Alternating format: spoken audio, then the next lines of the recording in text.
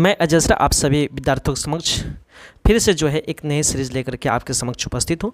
जो भी विद्यार्थी वर्ग 10वीं क्लास के एग्ज़ाम की तैयारी कर रहे हैं, जिनका एग्ज़ाम 2026 में है, उन सभी विद्यार्थियों के लिए जो है यह वीडियो समर्पित है। अभी आपको पता होना चाहिए कि हाल ही में जो है अर्धवार्षिक परीक्षा बीती हुई है आपका, जो सितंबर महीना में था। तो उन्हीं क्वेश्चन का जो है आंसर जो है आपके समक्ष लेकर के मैं उपस्थित हूँ, क्योंकि इस प्रश्न पेपर से जो है आपके फाइनल एग्ज़ाम में बहुत सारे प्रश्न एग्ज़ाम में पूछे जा सकते हैं। तो इसीलिए जो है मैंने जो है एक नया सीरीज़ लेकर के आपके समक्ष उपस्थित हूँ। इस पूरे प्रश्न आंसर को, इस पूरे वीडियो को बिना स्किप हुए देखने का प्रयास कीजिएगा, क्योंकि यह वीडियो जो है आपके लिए बहुत ही लाभकारी होगा। तो बढ़ते हैं आज के प्रश्न की सीरीज की ओर। तो आज का सबसे पहला प्रश्न आपके स्क्रीन पर ये रहा।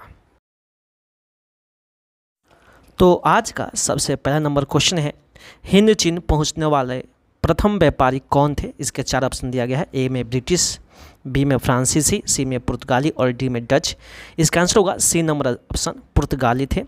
दूसरा नंबर क्वेश्चन है, the history of the loss of Vietnam किसने लिखा? ए में है हो ची मिन्ह, बी में है फान बोई चाओ, सी में है कुआंग और डी में है त्रियू। इसका आंसर होगा फान बोई चाओ। बहुत इंपॉर्टेंट क्वेश्चन है, जरूर आप इस पूरे वीडियो को बिना स्किप किए देखने का प्रयास कीजिएगा। यह एग्जाम में प्रश्न पूछा जाता है और कई बार पूछा भी गया है, तो आप जरूर इसको फिर से सुन लीजिए इस प्रश्न को। प्रश्न है, the history of the loss of Vietnam किसने लिखा? इसका आंसर होगा फान बोई चाओ। तो बढ़ते हैं अगले नंबर क्वेश्चन की ओर, अर्थात तीसरे नंबर प्रश्न की ओर। तो आज का तीसरा नंबर प्रश्न आपके स्क्रीन पर ये रहा। तो तीसरा नंबर प्रश्न है, नरोत्तम सिंहानुक कहाँ के शासक थे? इसके 4 ऑप्शन दिया गया है। ए में है वियतनाम, बी में है लाओस, सी में है थाईलैंड और डी में है कंबोडिया। इसका आंसर होगा डी नंबर ऑप्शन, कंबोडिया। तो बढ़ते हैं चौथे नंबर क्वेश्चन की ओर। तो चौथा नंबर प्रश्न है, वल्लभ भाई पटेल को सरदार की उपाधि किस किसान आंदोलन के दौरान दी गई? प्रश्न फिर से पढ़ लेते हैं, प्रश्न बहुत इंपॉर्टेंट है। प्रश्न है, वल्लभ भाई पटेल को सरदार वल्लभ भाई पटेल को सरदार की उपाधि किस किसान आंदोलन के दौरान दी गई थी? इसका 4 ऑप्शन दिया गया है। ए में है बारदोली, बी में है अहमदनगर, सी में है खेड़ा और डी में है चंपारण। इसका आंसर होगा ए नंबर ऑप्शन, बारदोली। बारदोली आंदोलन के दौरान जो है सरदार वल्लभ भाई पटेल को सरदार की उपाधि दी गई थी। तो बढ़ते हैं अगले नंबर क्वेश्चन की ओर। तो अगला नंबर क्वेश्चन आपके स्क्रीन पर ये रहा। तो अगला नंबर क्वेश्चन है, अर्थात 5वां नंबर क्वेश्चन है कि वियना कांग्रेस का मुख्य उद्देश्य क्या था? इसके 4 ऑप्शन दिया गया है। ए में है गणराज्य को पुनर्स्थापित करना, बी में है लोकतंत्र को पुनर्स्थापित करना, सी में है राजतंत्र को पुनर्स्थापित करना और डी में है इनमें से कोई नहीं। इसका आंसर होगा सी नंबर ऑप्शन, राजतंत्र को पुनर्स्थापित करना। तो आशा करते हैं कि आपको ये सभी प्रश्न समझ में आ रहे हैं। अगर आपको लगता है कि सभी प्रश्न इंपॉर्टेंट है तो जरूर आप मेरे चैनल को सब्सक्राइब कीजिएगा, वीडियो को लाइक कीजिएगा, साथ ही साथ इस वीडियो को शेयर कीजिएगा। बढ़ते हैं अगले नंबर क्वेश्चन की ओर, अर्थात 6ठे नंबर प्रश्न की ओर। तो आज का 6ठा नंबर प्रश्न है, निम्न में से किन्हें सीमांत गांधी के नाम से जाना जाता है? इसके 4 ऑप्शन दिया गया है। ए में है सी राजगोपालाचारी, बी में है मौलाना अबुल कलाम आज़ाद, सी में है खान अब्दुल गफ्फार खान और डी में है लाला हरदयाल। इसका आंसर होगा C number option, Khan Abdul Ghaffar Khan. यह बहुत इंपॉर्टेंट प्रश्न है, आपके फाइनल एग्जाम में भी यह प्रश्न पूछा जा सकता है। चलिए अब बढ़ते हैं अगले नंबर क्वेश्चन की ओर, अर्थात 7वें नंबर प्रश्न की ओर। तो 7वां नंबर क्वेश्चन आपके स्क्रीन पर ये रहा। तो आज का 7वां नंबर प्रश्न है, रक्त और लौह की नीति का अवलंबन किसने किया? बहुत इंपॉर्टेंट क्वेश्चन है, प्रश्न फिर से पढ़ देते हैं। प्रश्न है, रक्त और लौह की नीति का अवलंबन किसने किया? इसके 4 ऑप्शन दिया गया है। ए में है गैरीबाल्डी, बी में है मेजनी, सी में है बिस्मार्क और डी में है नेपोलियन। इसका आंसर होगा सी नंबर ऑप्शन, बिस्मार्क। आप जरूर इस प्रश्न को ध्यान से पढ़िए, क्योंकि यह फाइनल एग्जाम में प्रश्न आ सकता है। तो बढ़ते हैं अगले नंबर क्वेश्चन की ओर, अर्थात 8वें नंबर क्वेश्चन की ओर। तो 8वां नंबर क्वेश्चन आपका स्क्रीन पर ये रहा। तो 8वां नंबर प्रश्न है, ब्रेस्ट लिटोवस्क की संधि किन देशों के बीच हुई थी? इसके 4 ऑप्शन दिया गया है। ए में है रूस और फ्रांस, बी में है रूस और इंग्लैंड, सी में है रूस और अमेरिका और डी में है रूस और जर्मनी। इसका आंसर होगा डी नंबर ऑप्शन, रूस और जर्मनी। याद रखिएगा, रूस और जर्मनी के बीच जो है ब्रेस्ट लिटोवस्क की संधि हुई थी। तो बढ़ते हैं 9वें नंबर क्वेश्चन की ओर। तो आज का 9वां प्रश्न आपके स्क्रीन पर ये रहा। तो आज का 9वां नंबर प्रश्न है, यूनान के स्वतंत्रता संग्राम में किसकी पराजय हुई? इसका 4 ऑप्शन दिया गया है। ए में है तुर्की, बी में है रूस, सी में है फ्रांस और डी में है यूनान। इसका आंसर होगा ए नंबर ऑप्शन, तुर्की। तो बढ़ते हैं 10वें नंबर प्रश्न की ओर। तो आज का 10वां नंबर प्रश्न आपके स्क्रीन पर ये रहा। तो आज का 10वां नंबर प्रश्न है, वियना कांग्रेस की अध्यक्षता किसने की? इसके 4 ऑप्शन दिया गया है। ए में है मेटरनिख, बी में है हिटलर, सी में है बिस्मार्क और डी में है नेपोलियन तृतीय। इसका आंसर होगा ए नंबर ऑप्शन मेटरनिख। बहुत इंपॉर्टेंट प्रश्न है, जरूर इस प्रश्न को देखिएगा। तो बढ़ते हैं 11वें नंबर प्रश्न की ओर। तो आज का 11वां नंबर प्रश्न आपके स्क्रीन पर ये रहा। तो आज का 11वां नंबर प्रश्न है, किस घटना के विरोध स्वरूप रविंद्रनाथ टैगोर ने नाइट की उपाधि त्याग दी थी? इसका 4 ऑप्शन दिया गया है। ए में है खिलाफत आंदोलन, बी में है चौरी चौरा कांड, सी में है जालियांवाला बाग हत्याकांड और डी में है साइमन कमीशन। इसका आंसर होगा C number option Jallianwala Bagh हत्याकांड। तो आशा करते हैं कि आपको यह महत्वपूर्ण प्रश्न समझ में आ गए। चलिए बढ़ते हैं 12वें नंबर प्रश्न की ओर। तो आज का 12वां नंबर प्रश्न आपके स्क्रीन पर ये रहा। तो आज का 12वां नंबर प्रश्न है, बंगाल विभाजन किसने वापस लिया? इसके 4 ऑप्शन दिया गया है। ए में है लॉर्ड कर्जन, बी में है लॉर्ड हार्डिंग, सी में है लॉर्ड इरविन और डी में है लॉर्ड मिंटो। इसका आंसर होगा लॉर्ड हार्डिंग द्वितीय। याद रखिएगा, बंगाल विभाजन को जो है सन 1911 ईस्वी में लॉर्ड हार्डिंग द्वितीय ने जो है वापस लिया था। बढ़ते हैं 13वें नंबर प्रश्न की ओर। तो आज का 13वां नंबर प्रश्न है, निम्नलिखित में से कौन भारतीय राष्ट्रीय कांग्रेस का नरम दलवादी नेता नहीं है? इसका 4 ऑप्शन दिया गया है। ए में है गोपाल कृष्ण गोखले, बी में है MG रनाडे, सी में है बाल गंगाधर तिलक और डी में है सुरेंद्र नाथ बनर्जी। इसका आंसर होगा सी नंबर ऑप्शन बाल गंगाधर तिलक। तो बढ़ते हैं 14वें नंबर प्रश्न की ओर। तो आज का 14वां नंबर प्रश्न आपके स्क्रीन पर ये रहा। तो आज का 14वां नंबर प्रश्न है, भारतीय राष्ट्रीय कांग्रेस के प्रथम सत्र में कितने प्रतिनिधियों ने भाग लिया? इसके 4 ऑप्शन दिया गया है। ए में है 65, बी में है 72, सी में है 75 और डी में है 78। इसका आंसर होगा 72। ठीक है, तो बहुत इंपॉर्टेंट प्रश्न है। तो फिर इस प्रश्न पढ़ देते हैं कि भारतीय राष्ट्रीय कांग्रेस के प्रथम सत्र में कितने प्रतिनिधियों ने भाग लिया था? इसका आंसर होगा 72। बढ़ते हैं 15वें नंबर क्वेश्चन की ओर। तो 15वां नंबर क्वेश्चन है, मेजनी का संबंध किस संगठन से था? 4 ऑप्शन दिया गया है। ए में है लाल सेना से, बी में है कार्बोनरी से, सी में है डाइट से और डी में है जालवेरिन से। इसका आंसर होगा बी नंबर ऑप्शन कार्बोनरी। तो बढ़ते हैं 16वें नंबर प्रश्न की ओर। तो 16वां नंबर प्रश्न आपके स्क्रीन पर ये रहा। तो आज का 16वां नंबर प्रश्न है, राष्ट्रीय आंदोलन का केंद्र जेना विश्वविद्यालय कहाँ स्थित है? इसके 4 ऑप्शन दिया गया है। ए में है इटली, बी में है जर्मनी, सी में है रूस और डी में है ग्रेट ब्रिटेन। इसका आंसर होगा बी नंबर ऑप्शन जर्मनी। तो बढ़ते हैं 17वें नंबर प्रश्न की ओर। तो आज का 17वां नंबर प्रश्न आपके स्क्रीन पर ये रहा। तो आज का 17वां नंबर प्रश्न है, किस संधि के तहत रूस प्रथम विश्व युद्ध से बाहर हो गया? इसके 4 ऑप्शन दिया गया है। ए में है फ्रैंकफर्ट की संधि, बी में है ब्रेस्ट लिटोवस्क की संधि, सी में है वर्साई की संधि और डी में है पेरिस की संधि। इसका आंसर होगा बी नंबर ऑप्शन ब्रेस्ट लिटोवस्क की संधि। तो बढ़ते हैं 18वें नंबर प्रश्न की ओर। तो आज का 18वां प्रश्न आपके स्क्रीन पर ये रहा। तो आज का 18वां नंबर प्रश्न है, चौरी चौरा हत्याकांड के बाद किस आंदोलन को स्थगित कर दिया गया? इसके 4 ऑप्शन दिया गया है। ए में है असहयोग आंदोलन, बी में है सविनय अवज्ञा आंदोलन, सी में है खिलाफत आंदोलन और डी में है भारत छोड़ो आंदोलन। इसका आंसर होगा ए नंबर ऑप्शन असहयोग आंदोलन। तो बढ़ते हैं 19वें नंबर प्रश्न की ओर। तो आज का 19वां प्रश्न आपके स्क्रीन पर ये रहा। तो आज का 19वां प्रश्न है, सविनय अवज्ञा आंदोलन कब शुरू हुआ?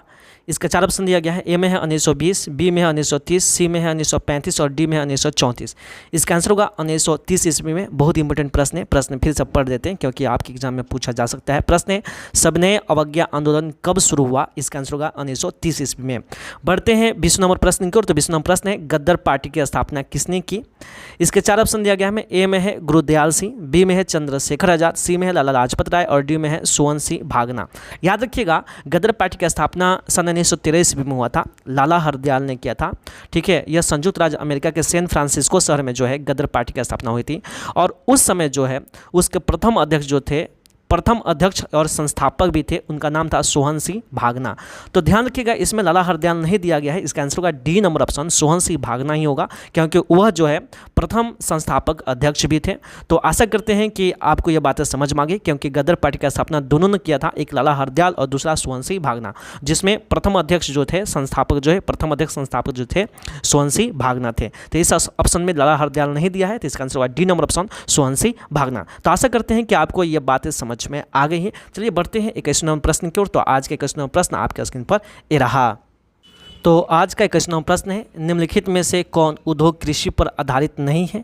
इसके 4 ऑप्शन दिया गया है। ए में है सूती वस्त्र, बी में है सीमेंट, सी में है चीनी और डी में है जूट वस्त्र। इसका आंसर होगा बी नंबर ऑप्शन सीमेंट। तो बढ़ते हैं 22वें नंबर प्रश्न की ओर। तो आज का 22वां नंबर प्रश्न है, निम्न में से कौन औद्योगिक अवस्थिति का कारक नहीं है। इसके 4 ऑप्शन दिया गया है। ए में है बाजार, बी में है जनसंख्या, सी में है पूंजी और डी में है ऊर्जा। इसका आंसर होगा बी नंबर ऑप्शन जनसंख्या। तो आशा करते हैं कि आपको ये सभी प्रश्न समझ में आ रहे हैं। अगर आपको लगता है कि सभी प्रश्न इंपॉर्टेंट है और आपके एग्जाम के लिए उपयोगी है तो जरूर आप मेरे चैनल को सब्सक्राइब कीजिएगा, वीडियो को लाइक कीजिएगा, साथ ही साथ इस वीडियो को शेयर कीजिएगा। बढ़ते हैं 23वें नंबर प्रश्न की ओर। तो आज का 23वां नंबर प्रश्न आपके स्क्रीन पर ये रहा। तो आज का 23वां नंबर प्रश्न है, भोपाल गैस त्रासदी में किस गैस का रिसाव हुआ था? इसका 4 ऑप्शन दिया गया है। ए में है कार्बन डाइऑक्साइड, बी में है कार्बन मोनोऑक्साइड, सी में है मिथाइल आइसोसाइनेट और डी में है सल्फर डाइऑक्साइड। बहुत इंपॉर्टेंट प्रश्न है, जरूर इस प्रश्न को एक बार और सुन लीजिए क्योंकि यह प्रश्न एग्जाम में कई बार पूछा गया प्रश्न है। प्रश्न है, भोपाल गैस त्रासदी में किस गैस का रिसाव हुआ था?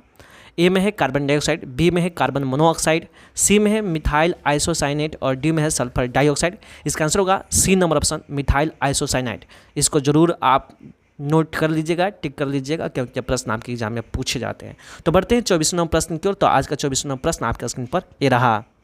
तो आज का 24वां प्रश्न है, निम्न में से कौन उपभोक्ता उद्योग है? इसके 4 ऑप्शन दिया गया है। ए में है पेट्रो रसायन, बी में है लौह इस्पात, सी में है चीनी उद्योग और डी में है चितरंजन लोकोमोटिव। इसका आंसर होगा सी नंबर ऑप्शन चीनी उद्योग। तो बढ़ते हैं 25वां प्रश्न की ओर। तो आज का 25वां प्रश्न है, कृष्णा राजा सागर बांध किस नदी पर बना है? प्रश्न फिर से पढ़ लेते हैं। प्रश्न है, कृष्णा राजा सागर बांध किस नदी पर बना है? इसके 4 ऑप्शन दिया गया है। ए में है कृष्णा, बी में है नर्मदा, सी में है कावेरी और डी में है रिहंद। इसका आंसर होगा सी नंबर ऑप्शन कावेरी। तो बहुत इंपॉर्टेंट प्रश्न है, जरूर इस पूरे वीडियो को बिना स्किप के देखने का प्रयास कीजिएगा। चलिए हम लोग बढ़ते हैं 26वें नंबर प्रश्न की ओर। तो आज का 26वां प्रश्न आपका स्क्रीन पर ये रहा।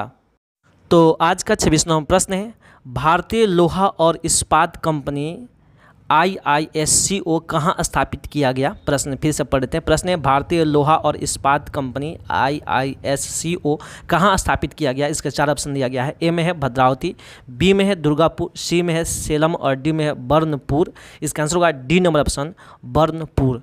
तो आशा करते हैं कि आपको ये प्रश्न समझ में आ रहे हैं। चलिए बढ़ते हैं 27वें नंबर प्रश्न की ओर। तो आज का 27वां प्रश्न आपका स्क्रीन पर ये रहा। तो आज का 27वां प्रश्न है, कैगा परमाणु विद्युत केंद्र किस राज्य में स्थित है? ए में है तमिलनाडु, बी में है कर्नाटक, सी में है उत्तर प्रदेश और डी में है राजस्थान। इसका आंसर होगा बी नंबर ऑप्शन कर्नाटक। तो बढ़ते हैं 28वें नंबर प्रश्न की ओर। तो आज का 28वां नंबर प्रश्न है, निम्न में से कौन रोपण फसल का उदाहरण है? 4 ऑप्शन दिया गया है। ए में है रबड़, बी में है चाय, सी में है गन्ना और डी में है इनमें से सभी। इसका आंसर होगा डी नंबर ऑप्शन इनमें से सभी। तो बढ़ते हैं 29वें प्रश्न की ओर। तो आज का 29वां प्रश्न आपके स्क्रीन पर ये रहा। तो आज का 29वां प्रश्न है, भारत के प्रथम जल विद्युत ऊर्जा संयंत्र की स्थापना कहाँ की गई? इसके 4 ऑप्शन दिया गया है। शिव समुद्रम, बी में है देहरादून, सी में है शिमला और डी में है दार्जिलिंग। इसका आंसर होगा शिव समुद्रम कर्नाटक राज्य में है। इस बात को भी ध्यान रखिएगा। बढ़ते हैं 30वें नंबर प्रश्न की ओर। तो आज का 30वां नंबर प्रश्न है, जिम कॉर्बेट राष्ट्रीय उद्यान कहाँ स्थित है? इसके 4 ऑप्शन दिया गया है। ए में है उत्तराखंड, बी में है गुजरात, सी में है केरल और डी में है उत्तर प्रदेश। इसका आंसर होगा ए नंबर ऑप्शन उत्तराखंड। तो बढ़ते हैं 31वें नंबर प्रश्न की ओर। 31वां नंबर प्रश्न है, निम्न में पुरानी जलोढ़ मिट्टी कौन है? इसके 4 ऑप्शन दिया गया है। ए में है खादर, बी में है बांगर, सी में है लेटराइट और डी में है इनमें से कोई नहीं। इसका आंसर होगा बी नंबर ऑप्शन बांगर। याद रखिएगा, पुरानी जलोढ़ मिट्टी को हम लोग बांगर कहते हैं और नवीन जलोढ़ मिट्टी को जो है खादर कहते हैं। तो इस बात को भी याद रखिए क्योंकि आपके एग्जाम में कई बार पूछा गया प्रश्न है, तो जरूर इसको भी याद रखिएगा। बढ़ते हैं 32वें नंबर प्रश्न की ओर। तो आज का 32वां नंबर प्रश्न आपका स्क्रीन पर ये रहा। तो आज का 32वां प्रश्न है, निम्न में से कौन लौह अयस्क का एक प्रकार है? इसके 4 ऑप्शन दिए गए हैं। ए में है लिग्नाइट, बी में है हेमाटाइट, सी में है बिटुमिन्स और डी में है इनमें से सभी। इसका आंसर होगा बी नंबर ऑप्शन हेमाटाइट। तो बढ़ते हैं 33वें नंबर प्रश्न की ओर। तो आज का 33वां नंबर प्रश्न आपका स्क्रीन पर ये रहा। तो आज का 33वां नंबर प्रश्न है, भारत का पहला सीमेंट संयंत्र कहाँ स्थापित हुआ? 4 ऑप्शन दिया गया है। ए में है दिल्ली, बी में है कोलकाता, सी में है मुंबई और डी में है चेन्नई। इसका आंसर होगा डी नंबर ऑप्शन चेन्नई। तो बढ़ते हैं 34वें नंबर प्रश्न की ओर। तो 34वां नंबर प्रश्न है, बाघ परियोजना की शुरुआत कब हुई? आपके एग्जाम में ऐसे भी प्रश्न पूछ सकता है कि व्याघ्र परियोजना की शुरुआत कब हुई, अर्थात टाइगर प्रोजेक्ट कब स्टार्ट किया गया? इसका 4 ऑप्शन दिया गया है। ए में है 1970, बी में है 1973, सी में है 1975 और डी में है 1978। इसका आंसर होगा बी नंबर ऑप्शन 1973। तो बढ़ते हैं 35वें नंबर प्रश्न की ओर। तो आज का 35वां प्रश्न आपका स्क्रीन पर ये रहा। तो आज का 35वां प्रश्न है, आयुर्वेद के जनक कौन है? इसके 4 ऑप्शन दिया गया है। ए में है चरक, बी में है धन्वंतरी, सी में है पतंजलि और डी में है सुश्रुत। इसका आंसर होगा ए नंबर ऑप्शन चरक। बहुत इंपॉर्टेंट प्रश्न है, जरूर इसको देख के जाइएगा अपने एग्जाम में। 36 नंबर प्रश्न है, निम्न में से कौन नवीकरणीय ऊर्जा का स्रोत है? इसके 4 ऑप्शन दिया गया है। ए में है कोयला, बी में है सौर ऊर्जा, सी में है पेट्रोलियम और डी में है प्राकृतिक गैस। इसका आंसर होगा बी नंबर ऑप्शन सौर ऊर्जा। तो बढ़ते हैं 37 नंबर प्रश्न की ओर। तो आज का 37 नंबर प्रश्न आपके स्क्रीन पर ये रहा। तो आज का 37 नंबर प्रश्न है, टेक्सोल का उपयोग होता है? इसके 4 ऑप्शन दिया गया है। ए में है मलेरिया में, बी में है एड्स में, सी में है कैंसर में और डी में है टीबी में। इसका आंसर होगा सी नंबर ऑप्शन कैंसर में। बहुत इंपॉर्टेंट प्रश्न है, इसको भी लगा लीजिएगा क्योंकि एग्जाम में आएगा ही आएगा। अगला नंबर क्वेश्चन है, सीमेंट उद्योग का सबसे प्रमुख कच्चा माल क्या है? ए में है चूना पत्थर, बी में है बॉक्साइट, सी में है ग्रेनाइट और डी में है लोहा। इसका आंसर होगा ए नंबर ऑप्शन चूना पत्थर। 39वें नंबर प्रश्न की ओर। तो 39वां नंबर प्रश्न है, बिहार में अति जल दोहन में किस तत्व का संदूषण बढ़ा है? ए में है फ्लोराइड, बी में है क्लोराइड, सी में है आर्सेनिक और डी में है लोहा। इसका आंसर होगा सी नंबर ऑप्शन आर्सेनिक। बहुत इंपॉर्टेंट प्रश्न है कि बिहार के अति जल दोहन में किस तत्व का संदूषण बढ़ा है? तो इसका आंसर होगा C number option arsenic. Arsenic की मात्रा बढ़ गई है। चलिए बढ़ते हैं 40वें नंबर प्रश्न की ओर। तो आज का 40वां नंबर प्रश्न आपका स्क्रीन पर ये रहा। तो आज का 40वां नंबर प्रश्न है, देश के बांधों को किसने भारत का मंदिर कहा था? इसके 4 ऑप्शन दिया गया है। ए में है महात्मा गांधी, बी में है डॉक्टर राजेंद्र प्रसाद, सी में है पंडित जवाहरलाल नेहरू और डी में है स्वामी विवेकानंद। इसका आंसर होगा C number option Pandit Jawaharlal Nehru. बढ़ते हैं 41वें नंबर प्रश्न की ओर। 41वां नंबर प्रश्न है, निम्न में से कौन नगर निगम का प्रमुख होता है? ए में है गृह मंत्री, बी में है राज्यपाल, सी में है सरपंच और डी में है महापौर। याद रखिएगा, नगर निगम का जो प्रमुख होता है वह महापौर होता है। इसका आंसर होगा डी नंबर ऑप्शन महापौर। तो बढ़ते हैं 42वें नंबर प्रश्न की ओर। तो आज का 42वां नंबर प्रश्न आपके स्क्रीन पर ये रहा। तो आज का 42वां नंबर प्रश्न है, निम्न में से किस देश में एक दलीय प्रणाली है? ए में है भारत, बी में है चीन, सी में है संयुक्त राज्य अमेरिका और डी में है इंग्लैंड। इसका आंसर होगा बी नंबर ऑप्शन चीन। तो चीन में जो है एक दलीय प्रणाली व्यवस्था है। तो बढ़ते हैं 43वें नंबर प्रश्न की ओर। तो आज का 43वां नंबर प्रश्न आपके स्क्रीन पर ये रहा। तो आज का 43वां नंबर प्रश्न है, निम्न में से कौन सा विषय समवर्ती सूची में शामिल है? इसके 4 ऑप्शन दिया गया है। ए में है बैंकिंग, बी में है व्यापार, सी में है पुलिस और डी में है शिक्षा। इसका आंसर होगा डी नंबर ऑप्शन शिक्षा। शिक्षा जो है समवर्ती सूची का विषय है, तो जरूर इस बात को ध्यान रखिएगा। प्रश्न संख्या 44 है कि समकालीन विश्व में सरकार का सबसे लोकप्रिय रूप क्या है? ए में है राजतंत्र, बी में है सैनिक शासन, सी में है अधिनायकवाद और डी में है लोकतंत्र। इसका आंसर होगा डी नंबर ऑप्शन लोकतंत्र। तो बढ़ते हैं 45वें नंबर प्रश्न की ओर। तो आज का 45वां नंबर प्रश्न आपके स्क्रीन पर ये रहा। तो आज का 45वां नंबर प्रश्न है, ताड़ी विरोधी आंदोलन निम्न में से किस राज्य में शुरू किया गया? ए में है बिहार, बी में है उत्तर प्रदेश, सी में है आंध्र प्रदेश और डी में है तमिलनाडु। इसका आंसर होगा सी नंबर प्रश्न आंध्र प्रदेश। यह प्रश्न जो है आपके एग्जाम में कई बार पूछा गया है, तो जरूर इस प्रश्न को बार बार देखिएगा, समझिएगा और इसको नोट डाउन कर लीजिएगा। प्रश्न फिर से पढ़ लेते हैं। प्रश्न है, ताड़ी विरोधी आंदोलन निम्न में से किस राज्य में शुरू किया गया? इसका आंसर होगा आंध्र प्रदेश में। याद रखिएगा। चलिए बढ़ते हैं 46 नंबर प्रश्न की ओर। तो आज का 46 नंबर प्रश्न आपका स्क्रीन पर ये रहा। तो आज का 46 नंबर प्रश्न है, संविधान का अनुच्छेद 40 किससे संबंधित है?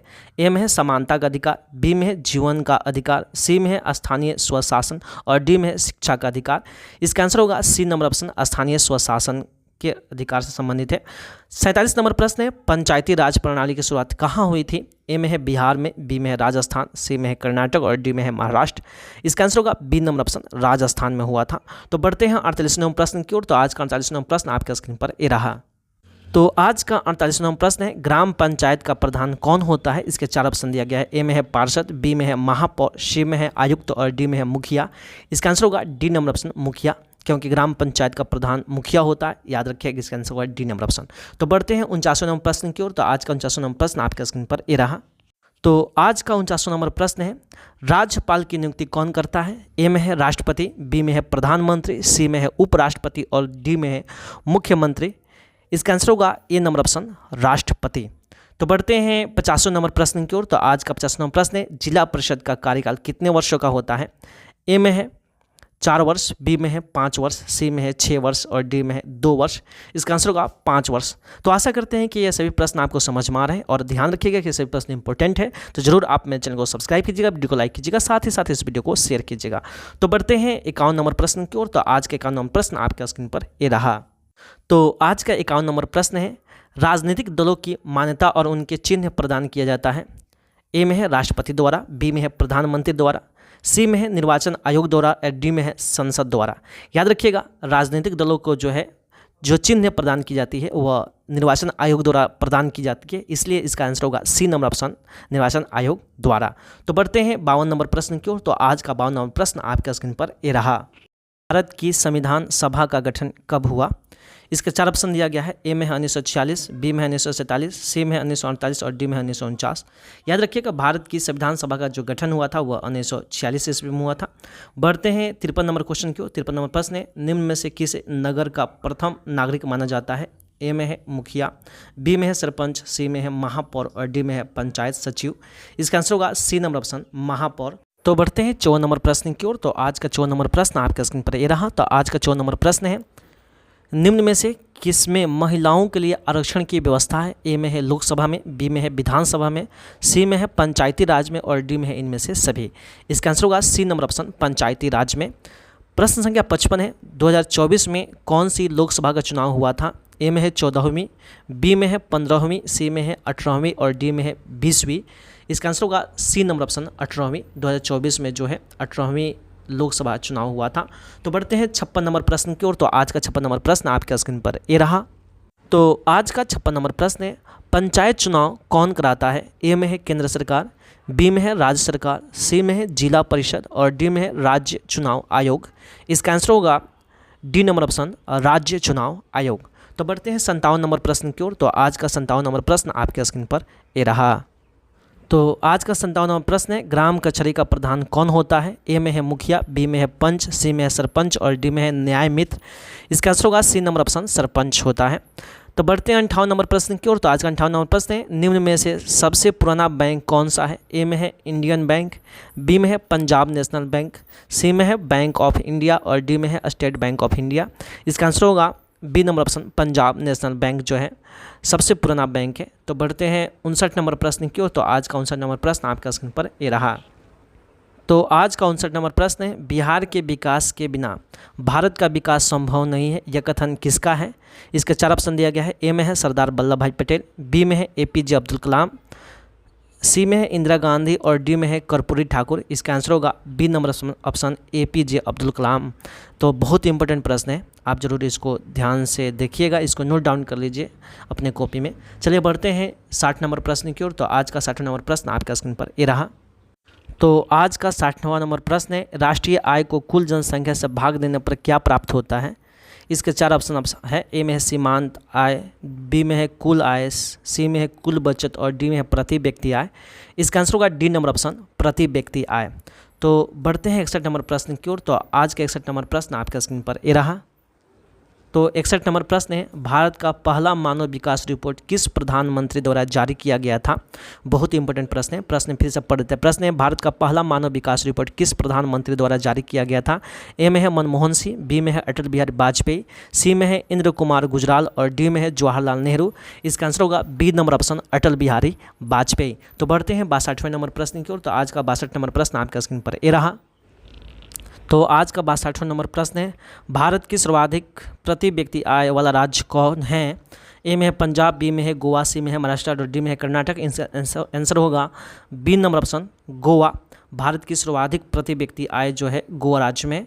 तो बढ़ते हैं 63 नंबर प्रश्न की ओर। तो 63 नंबर प्रश्न है, केंद्रीय सहकारी बैंक किस स्तर पर काम करता है? ए में है ग्राम स्तर पर, बी में है जिला स्तर पर, सी में है राज्य स्तर पर और डी में है राष्ट्रीय स्तर पर। इसका आंसर होगा बी नंबर ऑप्शन, जिला स्तर पर। तो बढ़ते हैं 64 नंबर प्रश्न की ओर। तो आज का 64 नंबर प्रश्न आपका स्क्रीन पर ये रहा। तो आज का 64 नंबर प्रश्न है, प्राथमिक कृषि साख समिति कृषकों को किस प्रकार का ऋण प्रदान करती है? ए में है अल्पकालीन, बी में है मध्यकालीन, सी में है दीर्घकालीन और डी में है इनमें से सभी। इसका आंसर होगा डी नंबर ऑप्शन, इनमें से सभी। यानी प्राथमिक कृषि साख समिति अल्पकालीन, मध्यकालीन और दीर्घकालीन ये सभी प्रकार के ऋण प्रदान करते हैं। तो बढ़ते हैं 65वें नंबर प्रश्न की ओर। तो आज का 65वां नंबर प्रश्न आपके स्क्रीन पर ये रहा। तो आज का 65वां नंबर प्रश्न है, क्षेत्रीय ग्रामीण बैंक की स्थापना कब की गई? ए में है 1975 में, बी में है 1980 में, सी में है 1969 में और डी में है 1982 में। इसका आंसर होगा ए नंबर ऑप्शन, 1975 ईस्वी में। तो बढ़ते हैं 66वें नंबर प्रश्न की ओर। तो 66 नंबर प्रश्न है, निम्न में से कौन सा खाता विशेष रूप से व्यापारियों के लिए है? ए में है अस्थाई जमा, बी में है चालू जमा, सी में है संचयी जमा और डी में है आवर्ती जमा। इसका आंसर होगा बी नंबर ऑप्शन चालू जमा। ठीक है, तो बढ़ते हैं 67वें नंबर प्रश्न की ओर। तो आज का 67वां नंबर प्रश्न आपका स्क्रीन पर ये रहा। तो आज का 67वां नंबर प्रश्न है, भारत में योजना आयोग का गठन कब हुआ? ए में है 15 मार्च 1950 को, बी में है 15 मार्च 1951 को, सी में है 15 अप्रैल 1950 को और डी में है 15 अप्रैल 1951 को। इसका आंसर होगा ए नंबर ऑप्शन 15 मार्च 1950 को। यह बहुत इंपॉर्टेंट प्रश्न है, जरूर इसको ध्यान से देखिएगा, इसको नोट डाउन कर लीजिए अपने कॉपी में। यह भी एक क्वेश्चन है कि भारत में योजना आयोग का गठन कब हुआ था? इसका आंसर होगा 15 मार्च 1950 को। तो बढ़ते हैं 68वें नंबर प्रश्न की ओर। तो आज का 68वां नंबर प्रश्न आपके स्क्रीन पर ये रहा। तो आज का 68वां नंबर प्रश्न है, मानव विकास रिपोर्ट का प्रकाशन निम्न में से किसके द्वारा किया जाता है? ए में है WTO, बी में है WHO, सी में है UNDP और डी में है ILO। इसका आंसर होगा सी नंबर ऑप्शन UNDP द्वारा जो है मानव विकास रिपोर्ट को जो है प्रकाशन किया जाता है। तो बढ़ते हैं 69 नंबर प्रश्न की ओर। भारत में कार्यरत सार्वजनिक क्षेत्र के वाणिज्यिक बैंकों की संख्या क्या है? ए में है 19, बी में है 12, सी में है 15 और डी में है 20। इसका आंसर होगा 12। भारत में कार्यरत सार्वजनिक क्षेत्र में वाणिज्यिक बैंकों की संख्या जो है 12 है। तो बहुत इंपॉर्टेंट प्रश्न है। बढ़ते हैं 70 नंबर प्रश्न की ओर। तो आज का 70 नंबर प्रश्न आपके स्क्रीन पर ये रहा। तो आज का 70 नंबर प्रश्न है, निम्नलिखित में से कौन प्लास्टिक मुद्रा है? ए में है चेकबुक, बी में है ड्राफ्ट, सी में है ATM कार्ड और डी में है इनमें से सभी। इसका आंसर होगा C number option ATM card. तो आशा करते हैं कि आपको ये सभी प्रश्न समझ में आ रहे हैं। अगर आपको लगता है कि ऐसे प्रश्न इंपॉर्टेंट है तो जरूर आप मेरे चैनल को सब्सक्राइब कीजिएगा, वीडियो को लाइक कीजिएगा, साथ ही साथ इस वीडियो को शेयर कीजिएगा। तो बढ़ते हैं 71 नंबर प्रश्न की ओर। तो आज का 71 नंबर प्रश्न आपके स्क्रीन पर ये रहा। तो आज का 71 नंबर प्रश्न है, भारत का केंद्रीय बैंक कौन सा है? ए में है भारतीय स्टेट बैंक, बी में है भारतीय रिजर्व बैंक, सी में है इंडियन बैंक और डी में है बैंक ऑफ इंडिया। इसका आंसर होगा बी नंबर ऑप्शन भारतीय रिजर्व बैंक। तो बढ़ते हैं 72 नंबर प्रश्न की ओर। तो आज का 72 नंबर प्रश्न है, सूचना का अधिकार आंदोलन की शुरुआत किस राज्य से हुई? ए में है राजस्थान, बी में है बिहार, सी में है गुजरात और डी में है तमिलनाडु। इसका आंसर होगा ए नंबर ऑप्शन राजस्थान से। तो बढ़ते हैं 73 नंबर प्रश्न की ओर। तो आज का 73 नंबर प्रश्न आपका स्क्रीन पर ये रहा। तो आज का 73 नंबर प्रश्न है, भारत की वित्तीय राजधानी किस शहर को कहा गया है? ए में है मुंबई, बी में है दिल्ली, सी में है पटना और डी में है बेंगलुरु। इसका आंसर होगा ए नंबर ऑप्शन मुंबई। याद रखिएगा यह प्रश्न इंपॉर्टेंट है, एग्जाम में कई बार पूछा गया है कि भारत का वित्तीय राजधानी किस शहर को कहा गया है, तो इसका आंसर होगा मुंबई को। तो बढ़ते हैं 74 नंबर प्रश्न की ओर। तो आज का 74 नंबर प्रश्न आपका स्क्रीन पर ये रहा। तो आज का 74 नंबर प्रश्न आपके स्क्रीन पर ये रहा। तो आज का 74 नंबर प्रश्न है, बिहार के किस जिले का प्रति व्यक्ति आय सर्वाधिक है? ए में है पटना, बी में है गया, सी में है शिवहर और डी में है नालंदा। इसका आंसर होगा ए नंबर ऑप्शन पटना। तो बढ़ते हैं 75 नंबर प्रश्न की ओर। तो 75 नंबर प्रश्न है, भुज किस राज्य में है? इसके 4 ऑप्शन दिया गया है। ए में है राजस्थान, बी में है गुजरात, सी में है मध्य प्रदेश और डी में है कर्नाटक। इसका आंसर होगा बी नंबर ऑप्शन गुजरात। तो बढ़ते हैं 76 नंबर प्रश्न की ओर। तो आज का 76 नंबर प्रश्न आपके स्क्रीन पर ये रहा। तो बढ़ते हैं 76 नंबर प्रश्न की ओर। तो आज का 76 नंबर प्रश्न है, वर्ष 1934 में बिहार ने किस प्राकृतिक आपदा का सामना किया था? ए में है सुखाड़, बी में है बाढ़, सी में है भूकंप और डी में है सुनामी। इसका आंसर होगा सी नंबर ऑप्शन भूकंप। जो है वर्ष 1934 में बिहार ने जो है भूकंप का प्राकृतिक आपदा का सामना किया था। तो बढ़ते हैं 77 नंबर प्रश्न की ओर। तो आज का 77 नंबर प्रश्न आपके स्क्रीन पर ये रहा। तो आज का 77 नंबर प्रश्न है, मलबे के नीचे दबे हुए लोगों का पता लगाने के लिए किस यंत्र की मदद ली जाती है? ए में है दूरबीन, बी में है इंफ्रारेड कैमरा, सी में है हेलीकॉप्टर और डी में है सूक्ष्मदर्शी। इसका आंसर होगा B number option infrared camera. याद रखिएगा इस बात को। बढ़ते हैं 78 नंबर प्रश्न की ओर। तो आज का 78 नंबर प्रश्न आपके स्क्रीन पर ये रहा। तो आज का 78 नंबर प्रश्न है, भूकंप की लहरें कहाँ से उत्पन्न होती है? ए में है केंद्र से, बी में है अधिकेंद्र से, सी में है ठोस आंतरिक कोर से और डी में इनमें से कोई नहीं। इसका आंसर होगा ए नंबर ऑप्शन केंद्र से। तो बढ़ते हैं 79वें नंबर प्रश्न की ओर। तो आज का 79वां नंबर प्रश्न आपके स्क्रीन पर ये रहा। तो 79 नंबर प्रश्न है, निम्न में से कौन सा क्षेत्र भूकंप या सुनामी से अधिक प्रभावित होता है? ए में है वलित पर्वत के क्षेत्र, बी में है भूपटलीय दरार के क्षेत्र, सी में है महासागरीय गर्त और डी में इनमें से सभी। इसका आंसर होगा भूपटलीय दरार के क्षेत्र। तो बढ़ते हैं आज के सबसे अंतिम प्रश्न अर्थात 80 नंबर प्रश्न की ओर। तो आज का 80 नंबर प्रश्न आपके स्क्रीन पर ये रहा। तो आज का सबसे अंतिम प्रश्न 80 नंबर प्रश्न है, निम्न में से कौन प्राकृतिक आपदा नहीं है? ए में है सुनामी, बी में है बाढ़, सी में है भूकंप और डी में है महामारी। इसका आंसर होगा डी नंबर ऑप्शन, महामारी। यह बहुत इंपॉर्टेंट क्वेश्चन है, आपके एग्जाम में कई बार पूछा गया प्रश्न है। प्रश्न फिर से पढ़ रहे थे। प्रश्न है, निम्न में से कौन प्राकृतिक आपदा नहीं है? ए में है सुनामी, बी में है बाढ़, सी में है भूकंप और डी में है महामारी। इसका आंसर होगा डी नंबर ऑप्शन, महामारी। तो आशा करते हैं कि आपको जो यह 80 प्रश्न का जो सीरीज था यह समझ में आया होगा। इससे जितने भी क्वेश्चन आपने अभी देखा, इसमें से लगभग बहुत सारे प्रश्न आपके एग्जाम में, फाइनल एग्जाम में आ सकते हैं। तो आपने जो है इस पूरे वीडियो को देखा, इतना टाइम दिया, इसके लिए आपको बहुत बहुत धन्यवाद। आप जो हैं किसी भी कॉम्पिटिटिव एग्जाम की तैयारी करते हैं तो जरूर आप मेरे चैनल को सब्सक्राइब कीजिए, वीडियो को लाइक कीजिए, साथ ही साथ इस वीडियो को शेयर कीजिए। और जो भी मित्र जो हैं वर्ग 10वीं क्लास की एग्जाम की तैयारी कर रहे हैं या इंटर की एग्जाम की तैयारी कर रहे हैं तो ज़रूर आप मेरे चैनल को सब्सक्राइब करें, क्योंकि मेरे चैनल पर सभी नोट्स जो है बिल्कुल फ्री में बताए जाते हैं, पढ़ाए जाते हैं और समझाए जाते हैं। इसी के साथ पूरे देशवासियों को, पूरे बिहार के स्टूडेंट को, साथ ही साथ पूरे देश के छात्रों को, दोस्तों को, मित्रों को मेरे तरफ से बेस्ट ऑफ लक। जय हिंद, जय भारत, जय बिहार।